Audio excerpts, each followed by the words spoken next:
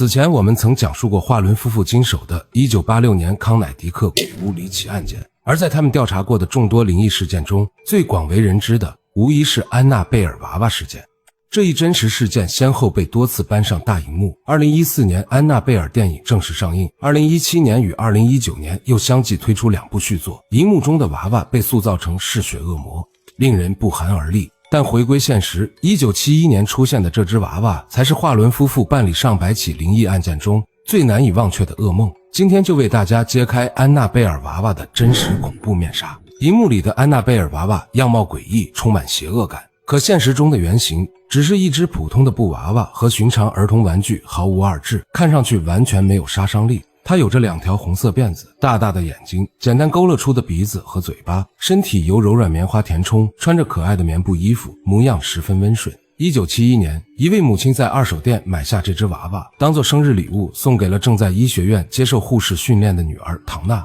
唐娜和室友安吉同住，2個女孩都很喜歡這只可愛的娃娃，還給她取名為安娜貝爾。平日裡總把它放在床上陪着自己入睡，外出時也会隨手將它放在房間裡。可他們萬萬沒想到，這只看似无害的普通玩偶会在短時間內成為籠罩他們生活的無盡恐懼。娃娃到家不久，詭異的事情便接連發生。這只柔軟的布娃娃竟開始出現自主移動的怪異行為。原本放在床上左側的安娜貝爾，轉身的功夫就會挪到右側。起初2個女孩只當是自己記性差，忘記了挪動過娃娃，並未放在心上。可慢慢的，安娜貝爾的移動範圍越來越大，甚至会自己出現在其他房間裡。更讓他們吃驚的是，有次唐娜带着安娜貝爾走出房間，和安吉一起吃早餐时，2人清晰看到娃娃的手臂自主動了起來。這些超出常理的現象讓2個年輕女孩沒有感到害怕，反而覺得十分神奇。她們天真的認為娃娃裡寄宿着一個溫柔的靈魂。抱着這樣的想法，他們特意請來一位靈媒，想要和娃娃裡的靈魂溝通。某個周末下午，靈媒來到家中，了解完事情的來龍去脈後，便開展了通靈儀式。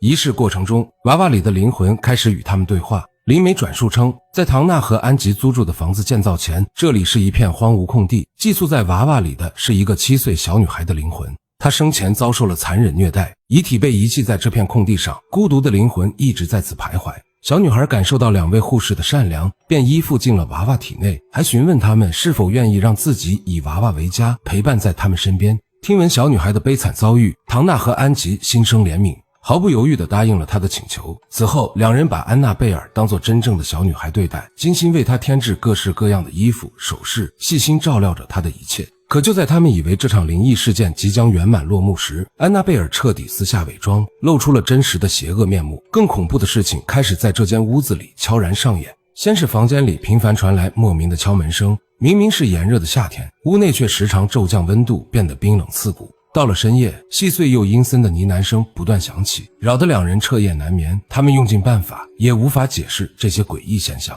真正讓他們感到恐懼的是某天晚上，安吉結束醫院的實習課程，疲憊歸家，和唐娜一起打開房門時，借着屋外的路燈燈光，清晰看到安娜貝爾筆直地站在漆黑的走廊盡頭，用一雙紅白詭異的眼睛死死盯着他們。要知道，這只布娃娃全身都是棉花填充，根本無法自主站立。即便此前知道裡面寄宿着靈魂，這一幕還是讓2個女孩嚇得魂飛魄散。伴隨着持續不斷的怪異聲響和無法解釋的靈異現象，唐娜和安吉的不安感越來越強烈。他們嘗試過各種方法，想要阻止安娜貝爾的怪異舉動，卻全都無濟於事。安吉的未婚夫得知這些荒唐又恐怖的事後，敏銳地察覺到這只娃娃絕非善類，嚴肅勸說2人把娃娃丟掉，甚至直接燒掉。可他們不知道，在安娜貝爾面前說出這番話是極其危險的行為。當天夜裡，安吉的未婚夫就做了一個極度恐怖的噩夢。夢中，安娜貝爾漂浮在半空中，死死盯着他許久，隨後猛地朝他俯衝過來，用巨大的力量將他撲倒，纖細的手臂死死鎖住他的喉嚨。他拼命掙扎，卻根本無法推開娃娃。從噩夢中驚醒後，他驚恐地發現安娜貝爾就躺在自己身邊。憤怒之下，他抓起娃娃狠狠丟向房間角落。可就在娃娃落地的瞬間，他的胸口傳來一陣劇烈刺痛，低頭看去，溫熱潮濕的血液已經浸透衣衫，胸口赫然出現了7道深淺不一的抓痕，清晰的痛感和真實的傷口讓他確定這一切都和安娜貝爾脫不了干係。看到未婚夫身上的詭異傷口，唐娜和安吉終於徹底醒悟。他們意識到這只娃娃裡寄宿的根本不是可憐的小女孩，而是充滿惡意、意圖傷人的邪惡存在。沒過多久，兩人又在家中的羊皮紙上發現了幫幫我救救我的字跡。他們從未購買過羊皮紙，家裡也沒有外人闖入，顯而易見，這些訊息都來自安娜貝爾。而這還不是最可怕的。一個昏暗的午後，他們回到家，發现安娜貝爾的胸前和手上沾染着来歷不明的血跡。无助與恐懼徹底淹沒了兩個女孩，他們明白必須尋求專業人士的幫助。兩人隨即前往當地天主教堂求助。神父聽完他們的講述，告知他們這是惡靈附身，需要借助更專業的力量進行驅魔與淨化。在當時的美國，華倫夫婦是處理靈異事件最负盛名的專家，神父立刻幫忙聯繫到了他們。接手這起案件後，華倫夫婦第一時間前往唐娜的住處，了解案情並商議處置方案。當得知兩個女孩一直把娃娃裡的惡靈當作小女孩善待，甚至不斷給予關懷時，華倫夫婦大驚失色。他們一眼就看穿，寄宿在娃娃體內的根本不是人類靈魂，而是一個狡猾的惡魔。華倫夫婦指出，這個惡魔為了博取兩個年輕女孩的同情，故意偽裝成受虐小女孩的靈魂，依附在娃娃體內接近她們，其最終目的是想要佔據她們的身體與靈魂。事態的嚴重性遠超想象，華倫夫婦當即決定開展驅魔儀式，而這場儀式風險極高，需要得到天主教會的正式批准，好在教會全力支持他們的行動。隨後，華倫夫婦為唐娜、安吉以及安吉的未婚夫，還有整間房屋進行了净化儀式。可娃娃體內的惡靈力量太過強大，普通的净化儀式根本無法將其徹底驅逐。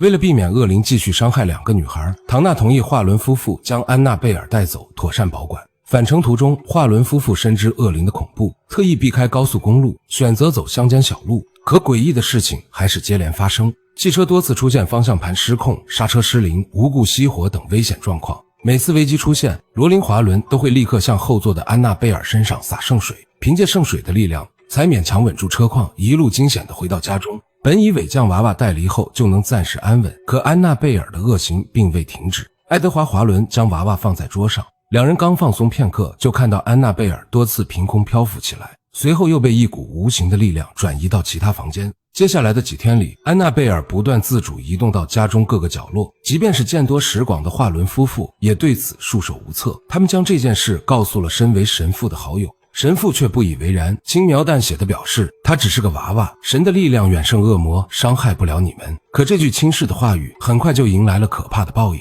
神父說完這番話後，在開車回家的路上遭遇了嚴重車禍，險些喪命。事後神父回憶，車禍發生前，他清晰看到安娜貝爾就坐在自己的副駕駛位置上。經歷這件事後，華倫夫婦再也不敢掉以輕心，他們將安娜貝爾密封在一個特制的玻璃櫃中，還在櫃子上貼滿了各種符咒，決定在徹底驅逐惡靈之前，絕不將其放出，也不會輕易摧毀娃娃，避免惡靈徹底掙脫束縛，危害人間。就這樣，安娜貝爾被封存在華倫夫婦家中多年，隨着他們經手的靈異案件越來越多，收集到的各類靈異物品也不斷增加，這些沾染着邪惡力量的物件逐漸聚集，形成了一座恐怖博物馆。而安娜貝爾正是這座博物馆的第一件藏品。這座博物館緊鄰華倫夫婦的住所，裡面的每一件藏品都來自殘忍命案、虐殺事件等邪惡現場，集結了無數黑暗與恐懼。為了壓制這些物品的惡靈力量，華倫夫婦每周都會邀請神父前來，為所有藏品進行祈福淨化。但安娜貝爾的恐怖故事並沒有就此畫上句號。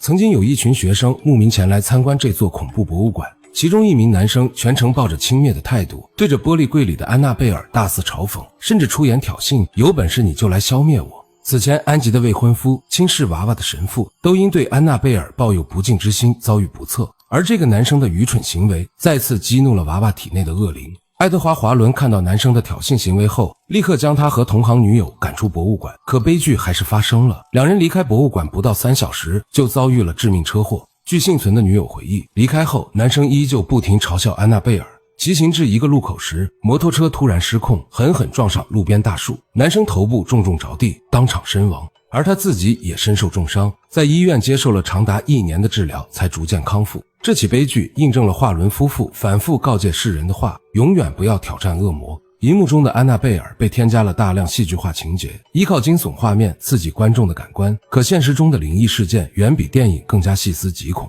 羅琳·華倫曾表示，他並不在意電影的藝術加工，只希望通過這些作品讓世人知曉惡魔真實存在，始終保持敬畏之心，堅守善良與底線，切勿因無知與輕視招來無法挽回的災禍。而那只被封印在玻璃櫃中的安娜貝爾，至今依舊被封存於華倫博物館，成為無數人心中揮之不去的噩夢，也時刻警醒着世人對未知力量保持敬畏。